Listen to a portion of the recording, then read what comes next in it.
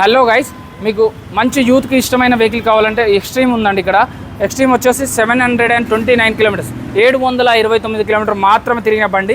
1,08,000 1,08,000 వాళ్ళు price coat చేశారు. 9,000 తగ్గి 99,000లో వచ్చేస్తుందండి. అలాగే మీకు ఇంకొకటి బ్లాక్ కలర్ కావాలంటే ఇంకా 2 వెరైటీస్ ఉన్నాయి. అలా కాదు, మీకు రెడ్ కలర్లో వేరే రెడ్ కలర్ కావాలంటే 70,000లో వచ్చేస్తుంది.